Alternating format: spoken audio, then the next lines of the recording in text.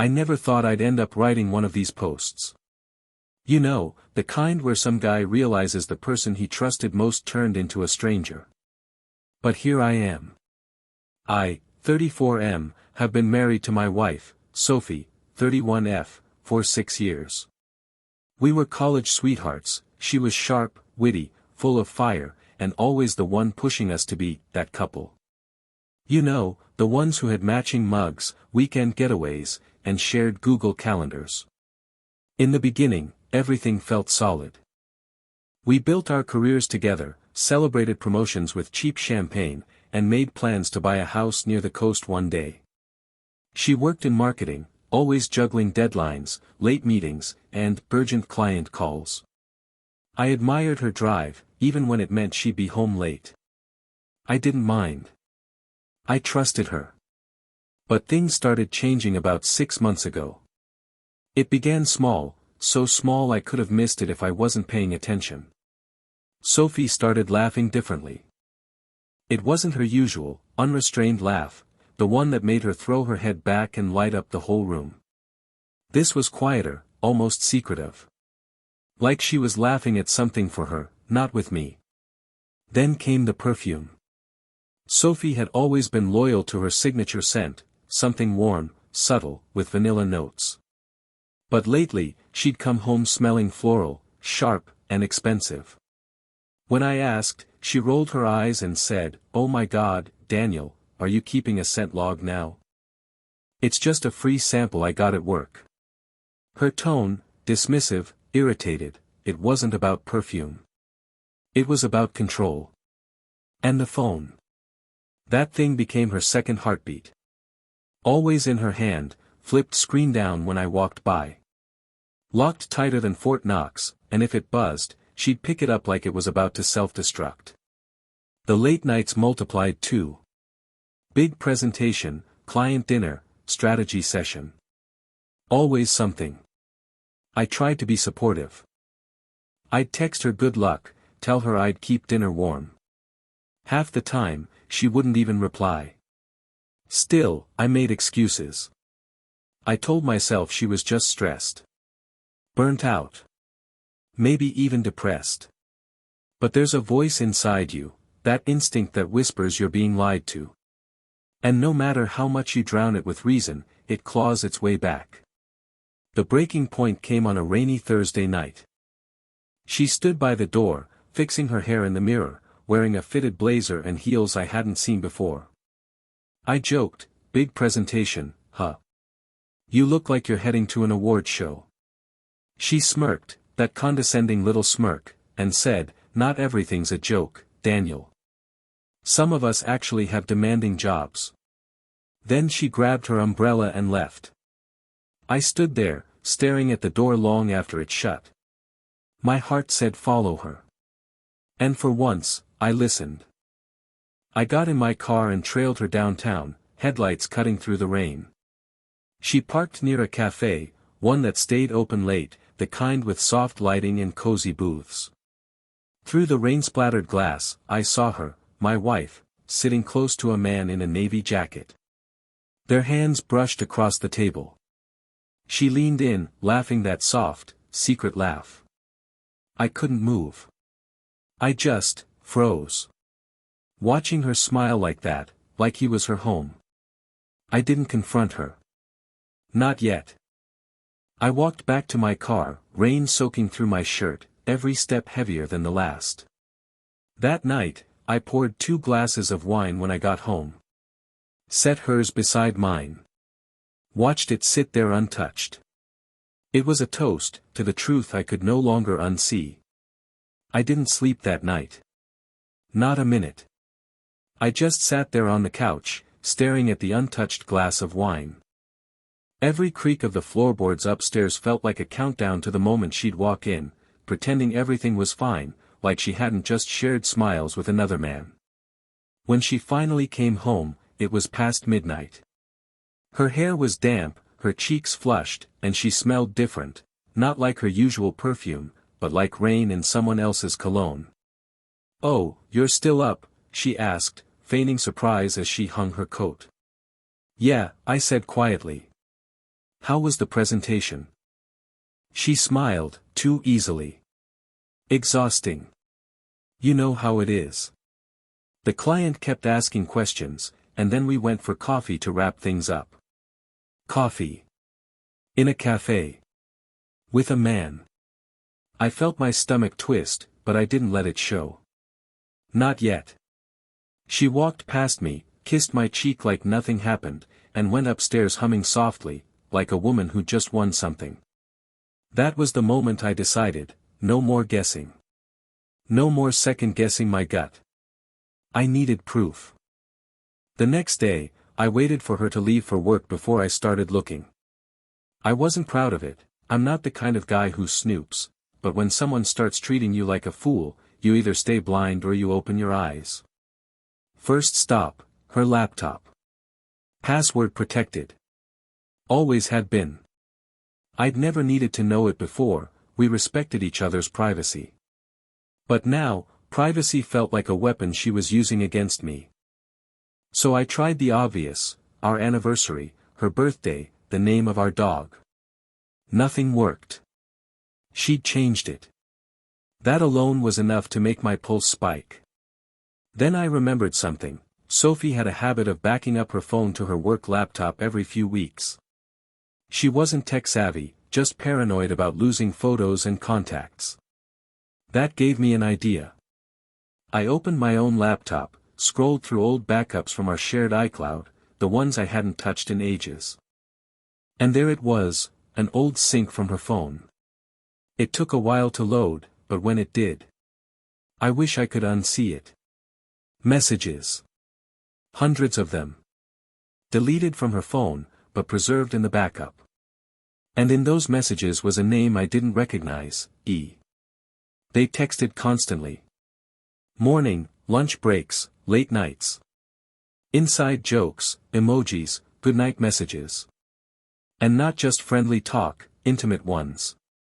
Things like, I miss your laugh. Wish I could see you tonight. He doesn't get you like I do. Each line felt like a knife. Then, one message made my hands shake so badly I almost dropped the laptop. Can't wait for next Thursday, same booth. Thursday. The café. That was all the proof I needed.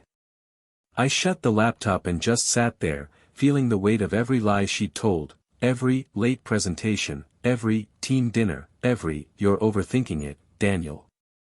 She'd been rewriting our life in real time, turning our marriage into her alibi. But now I knew. And once you know, you can't pretend anymore. That night, I looked her in the eye across the dinner table and asked, who's he? Her fork froze midair. Then she smiled, that same cold, practiced smile, and said, what are you talking about? I smiled back. Don't worry. I'll show you. That dinner felt like a scene from a movie I never agreed to star in. Sophie sat across from me, twirling pasta around her fork, her nails freshly done, crimson red, her confidence color. I remember thinking how perfect she looked for someone living two lives. I just asked the question that split our marriage in half. Who's he? For a second, she froze. Then, with the audacity only liars have, she tilted her head, let out a light laugh, and said, Daniel, seriously? You're acting insane. E. I don't even know anyone named E. I leaned back, studying her face. She was composed, too composed. The kind of calm you see in someone who's rehearsed their lines. I saw the messages, I said quietly. The ones you deleted. From your old backup.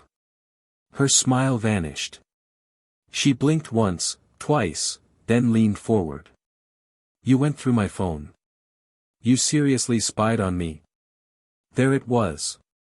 Not guilt. Not remorse. Deflection. I didn't need to spy, I said. You backed them up yourself.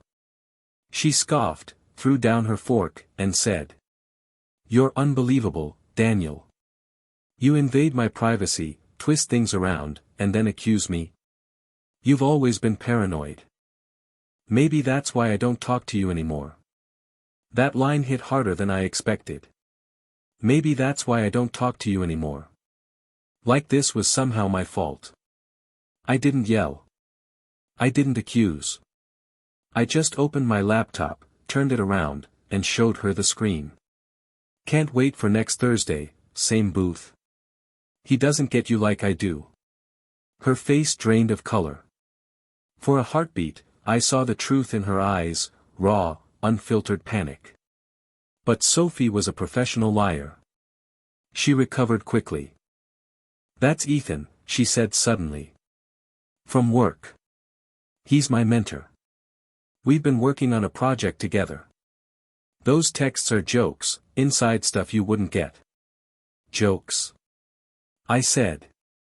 Because, I miss your laugh doesn't sound like an inside joke. She rolled her eyes. Oh my God, Daniel. You twist everything. No wonder I can't talk to you. You turn normal conversations into conspiracies. Then she crossed her arms, added. You know what? Maybe if you paid more attention to me instead of playing detective, I wouldn't have to find someone who actually listens. That line. That poisonous line. She didn't even deny it anymore, she just blamed me. I felt something break inside me then. That last thread of hope, the one that whispers maybe there's a misunderstanding, snapped.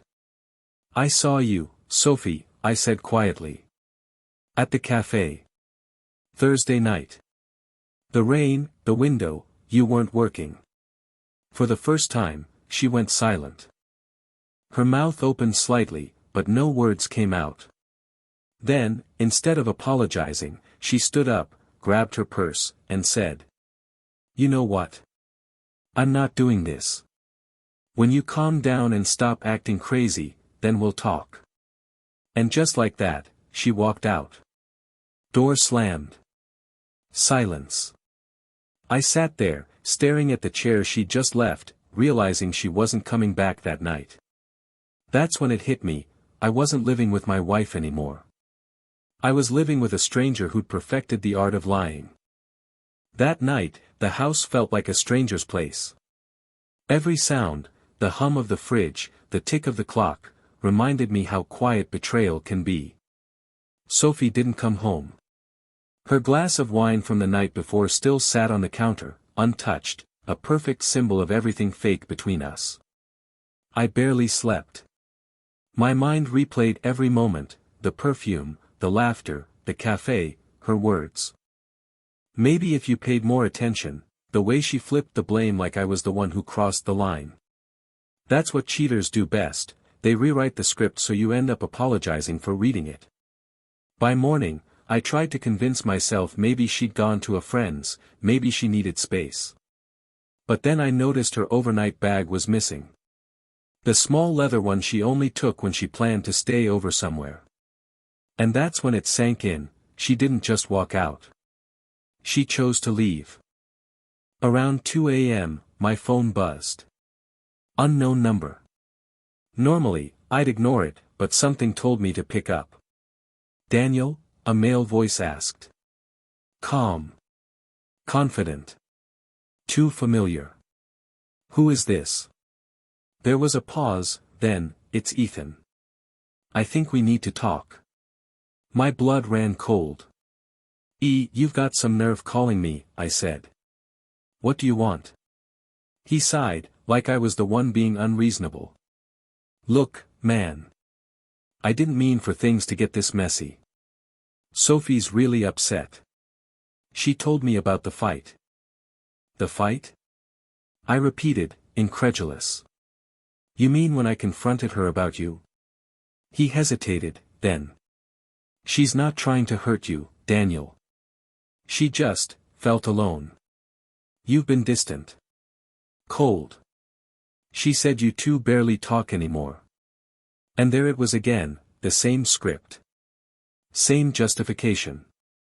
Same excuse.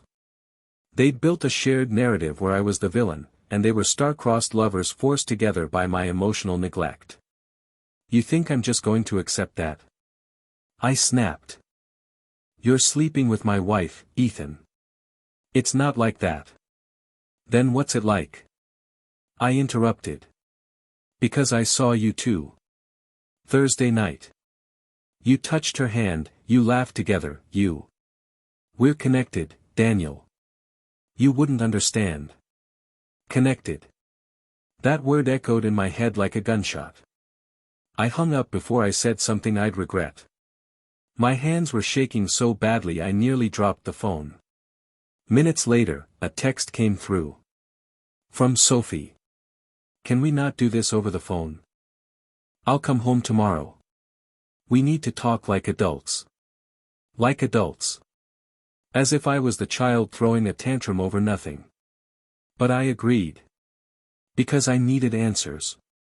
Real ones. Not excuses. The next day, she walked through the door wearing sunglasses and a blank expression. No apology. No remorse. Just, cold distance. Can we sit? She said, like she was leading a business meeting. I didn't say a word. I just waited. She took off her glasses, looked at me, and sighed. Daniel, I'm not proud of what happened. Ethan and I, we crossed a line. But it's not what you think. We've just been talking. He listens. He gets me. You haven't been present for a long time. I almost laughed. So your solution to me not being present was to find someone else to get you? She shrugged. I didn't plan this. It just happened. I've been unhappy, Daniel.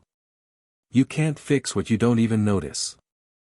I realized then, she didn't regret the affair. She regretted getting caught. I told her, you've been building your happiness on my trust. And now you want me to understand. She didn't answer. Just looked away, like the truth was inconvenient. That was the moment I stopped begging for honesty. I wasn't her husband anymore. I was just the man she used to fool herself into thinking she was a good person. That talk we had wasn't closure, it was theater. Sophie sat across from me, calm and detached, delivering her lines like she'd rehearsed them. We just talked, it wasn't physical, you've been distant. She had an answer for everything, except why. After she finished, she asked, almost casually. Can we move past this? Start fresh. Move past what, exactly? The lies? The midnight rendezvous? The man who gets her? I didn't reply. I just looked at her, thinking about every time I defended her, trusted her, believed the late nights, the fake stress, the perfume that wasn't hers. That night, after she went upstairs, I stayed on the couch. I told myself I'd wait, that maybe she'd show some sign of remorse. But she didn't. Not a word. She just went to bed like nothing happened. Around midnight, her phone buzzed on the counter. Once. Twice. Then a third time. Normally, I wouldn't touch it. But when someone's already broken every boundary, you stop feeling guilty about crossing theirs. I opened her phone. She'd changed the passcode. Again. But here's the thing about liars, they get lazy. They use patterns. Birthdays. Anniversaries. Favorite numbers. It took me 3 tries. And then, there it was.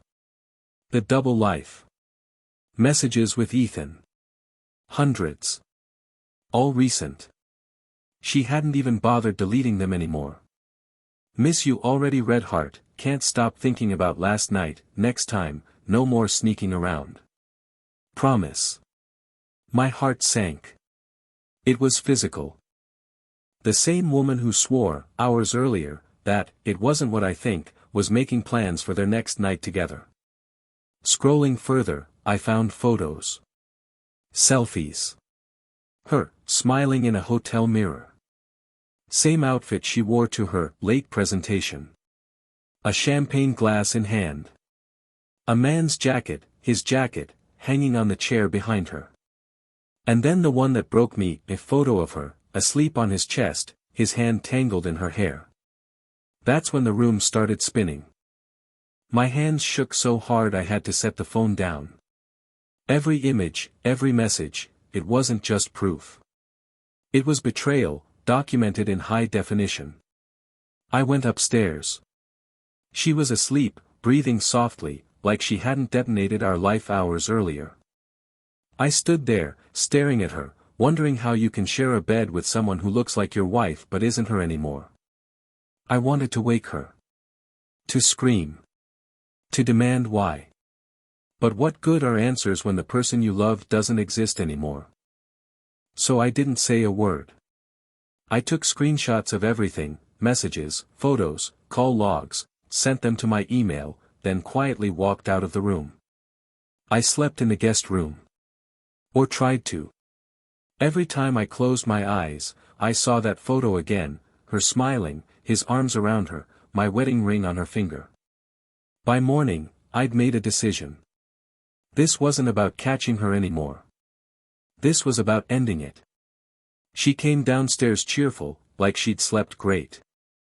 Poured herself coffee, looked at me, and said, "You're quiet. Still mad?" I handed her the phone. "No. Just done." She frowned. "Done with what?" "With being lied to. With pretending. With you." She unlocked her phone, saw the open messages, and froze. Her hand shook slightly. "You went through my phone again?" I smiled bitterly. "No, Sophie. I went through ours. You just forgot which side you're on." She didn't apologize. Didn't cry. Just stared at me, angry, not sorry. And that told me everything I needed to know. When Sophie realized I'd seen everything, her mask cracked, not into guilt, but rage. She slammed her phone down on the counter so hard the screen flickered. "You had no right to go through my phone." That's what came out first. Not sorry, not I messed up, not even I can explain. Just anger, as if my invasion of her privacy was worse than her invasion of our marriage. I didn't flinch. "You've been lying to me for months," I said. "You weren't just talking to him, you were sleeping with him. I saw the photos." Her face went pale for half a second, then hardened. "You don't understand. It's not like that." I almost laughed. "You're in a hotel bed with another man, Sophie. What exactly am I misunderstanding?" She crossed her arms, tears welling, not from guilt, but frustration. "You pushed me to this. You stopped caring, Daniel. You're always working, always distant. Ethan made me feel seen." Classic. The Cheater's Handbook. Step 1, get caught. Step 2, blame the victim. I told her, you didn't cheat because you felt unseen. You cheated because lying was easier than honesty. She looked away, silent. So I gave her an ultimatum. You have one chance to tell me the full truth. Every detail. Right now. Or I walk out, and you'll never see me again. She hesitated. Wiped her tears. Then, the lies started unraveling. She admitted they'd met 6 months ago at a networking event. He was a senior exec from another branch, charming, funny, just a friend at first. Coffee meetings turned into late dinners. Dinners turned into working weekends. And one night, after a long presentation, she stayed over, just once. Just once, she repeated. Over and over. Like if she said it enough, it might sound less disgusting. But I'd already seen the messages. The hotel selfies.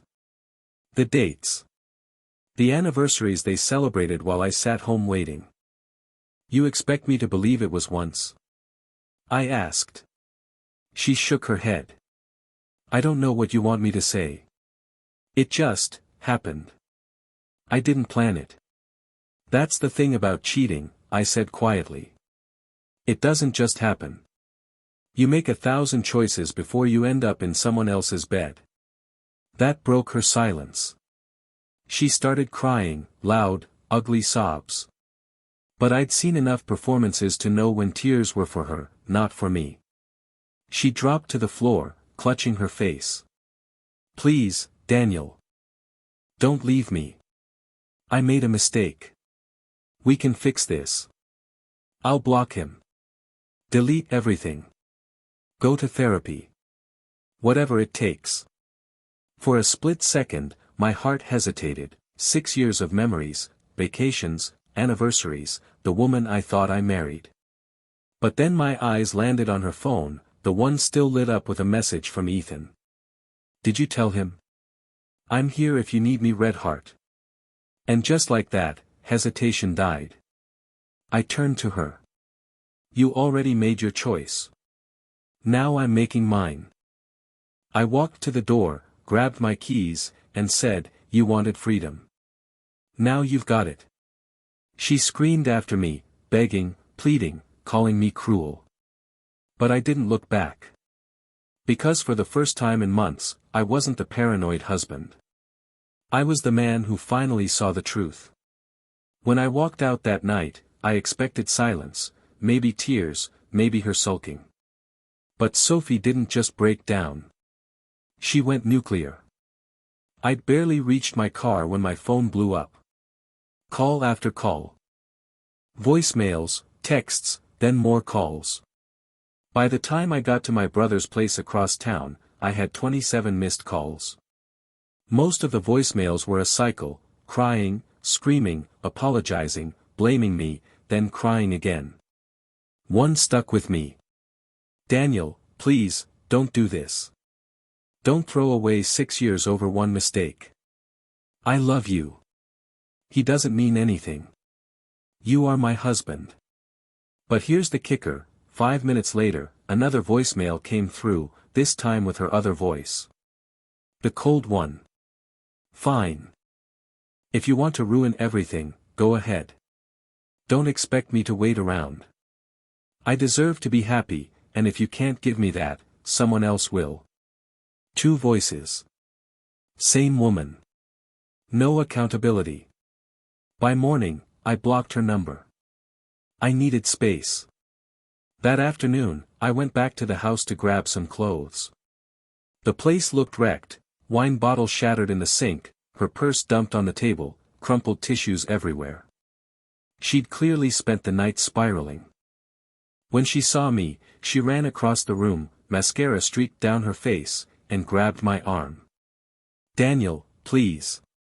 Please don't leave. I'll do anything. Therapy, marriage counseling, deleting socials, anything. I can change. I pulled my arm free. You can't change the fact that you betrayed me, Sophie. That doesn't get deleted. She collapsed onto the couch, sobbing. I wanted to feel pity, but all I felt was empty. Then, as if the universe wanted to twist the knife, the doorbell rang. We both froze. I opened the door, and there he was. Ethan. Slick suit, smug smile, holding a takeaway coffee. Like he was walking into her life, not mine. Hey, he said, casually. Thought we should talk. Man to man. Behind me, Sophie gasped. Ethan, no. What are you doing here? I couldn't believe it. The guy had the audacity to show up at my house. I clenched my fists. You've got 5 seconds to leave before I forget I was raised to keep my hands to myself. Ethan smirked, unfazed. Relax, Daniel. I'm not here to fight. I just think you deserve the truth. The truth. Coming from him. Sophie jumped up, panicked. Don't listen to him. He's just trying to make things worse. That was when I realized something, they weren't even on the same page. She was terrified he'd reveal something she hadn't confessed. I stepped aside, jaw tight. All right, Ethan. You've got 2 minutes. Say it. He looked Sophie dead in the eye, then back at me. She didn't just cheat on you, Daniel. She promised me she was leaving you. Said you two were basically done, that it was just a matter of time. I didn't break up your marriage. She did.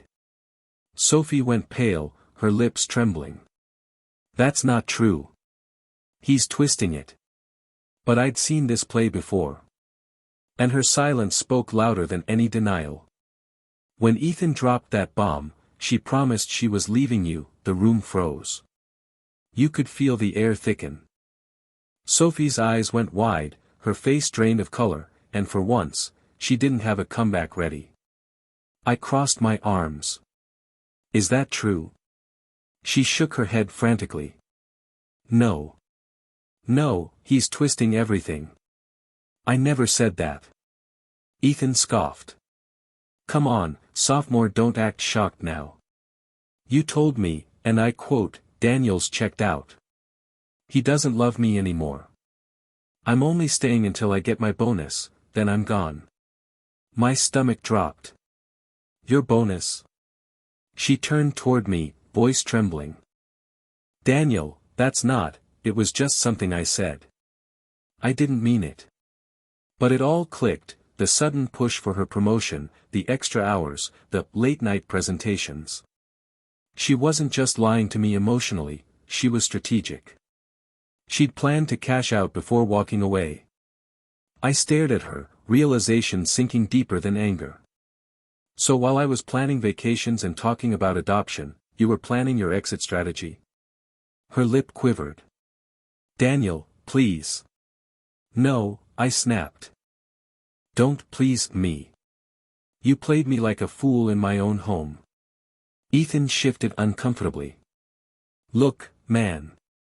I didn't come here to cause drama. I just thought you deserved to know. She's been lying to both of us. That part, that both of us, hit hard. Sophie wasn't just unfaithful. She was a full-blown manipulator, telling each of us what we wanted to hear. She spun on him, fury replacing fear. You think you're some kind of hero? You're just bitter because I ended it. Ethan's jaw tightened. Ended it? You texted me this morning asking if I was free tonight. I pulled out my phone. Show me. He did. Right there. Message after message, her begging him not to say anything, telling him I'd come around, promising they'd figure it out once things calmed down. She lunged forward to grab the phone, but I caught her wrist midair. Don't. Just don't. Her tears came then, big, desperate sobs, the kind that might have broken me months ago. But not now. Now, all I saw was a woman trapped in her own web of lies, finally caught. I turned to Ethan. You said your piece. Now get out. He nodded, eyes down. For what it's worth, I'm sorry. When the door shut behind him, silence filled the house again. Sophie dropped to her knees, hands clasped, voice shaking. Daniel, I don't love him. I swear. I was confused. Lost. You're my husband. You're the only one who really knows me. I knelt down, looked her in the eyes, and said, I don't even know who you are anymore. Then I stood up. Walked to the door. Grabbed my bag. She screamed after me, voice cracking, begging me not to go, promising she'd make it right. But I didn't look back. Because you can't fix a marriage built on lies. You can only bury it. After Ethan left and the door slammed, I stood there for a moment, just listening. No more excuses. No more lies bouncing off the walls. Just silence. Heavy, final silence. Sophie stayed on the floor, sobbing, begging, bargaining, we can go to therapy, I'll cut him off, you're the love of my life. Every word felt rehearsed. I'd seen her act before, but never with this much desperation. I didn't answer. I walked upstairs, grabbed a duffel bag, and started packing. Shirts, jeans, my toothbrush. Nothing sentimental, I didn't want reminders. When she realized what I was doing, her tone flipped again. Oh, that's it? You're just leaving. No fight, no discussion. You already had your fight, I said quietly. You just picked the wrong side. She followed me, shouting, crying, pacing behind me like a ghost that didn't know it was dead. When I reached the door, she grabbed my arm one last time. Daniel, please. Don't do this. We can fix it. I pulled free. You can't fix something you never cared to protect. Then I walked out, and this time, I didn't look back. Over the next week, I stayed with my brother. Told him everything. He didn't even try to hide his anger. Man, she gaslit you for months. You should have left the second you saw those messages. He was right. But walking away from 6 years of marriage isn't easy, even when the person you loved set it on fire. So I got a lawyer. We filed for divorce under infidelity. My lawyer told me I had enough evidence to make it airtight, screenshots, texts, photos, even her own confession. Sophie didn't even fight it. She just signed the papers, head down, no argument. Maybe she thought her tears would buy her one more chance. Not this time. But here's where it gets messy, she tried to reach out again. One morning, I got a letter. Handwritten. Delivered to my brother's mailbox. Inside, she'd poured her heart out, or tried to. Daniel, I lost myself. I didn't mean to hurt you. You were everything I wanted, but I didn't know how to be happy. I thought he could fill the void, but he was just a mirror for my emptiness. Please don't remember me for my worst mistake. I'll always love you. It might have worked once, back when I still believed her words. But now, all I saw was the same pattern: justify, romanticize, apologize without ever owning it.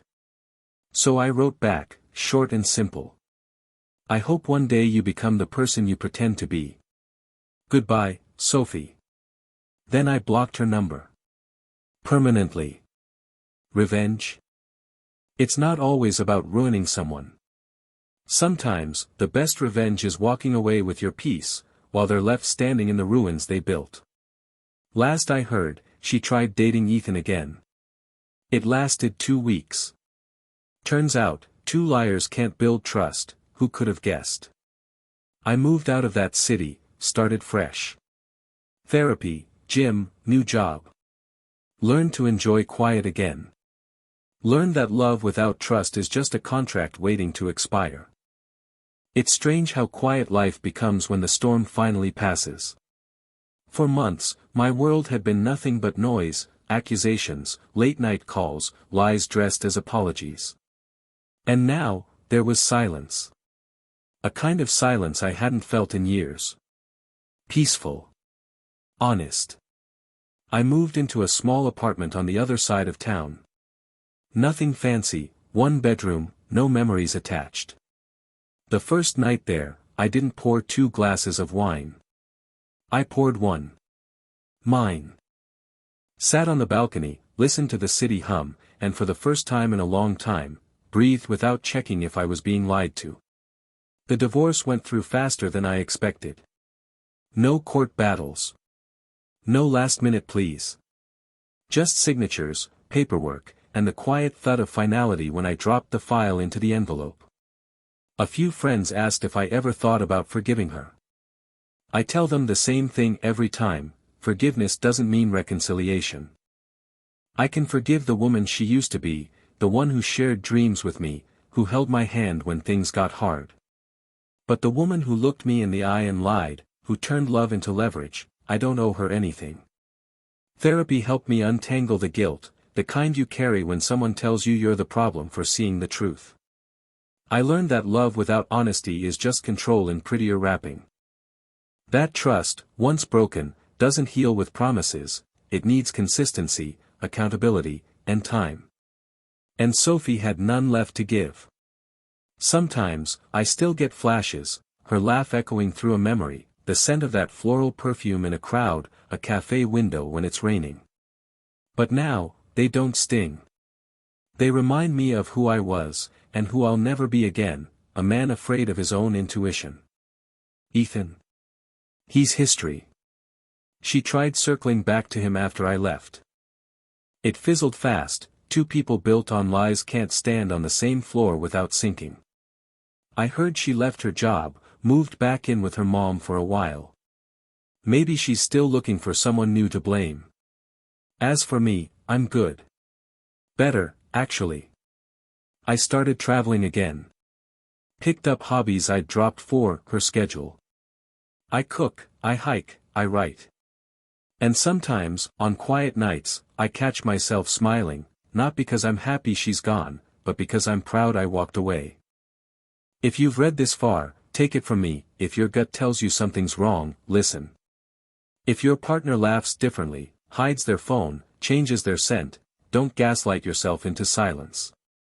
And if you discover betrayal, don't chase closure from the person who broke you.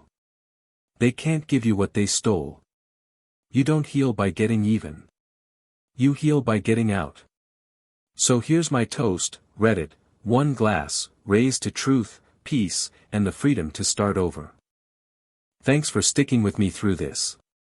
Stay strong, trust your instincts, and never let anyone call you paranoid for noticing what they're trying to hide. Clinking glasses, broken heart, Dove. The end.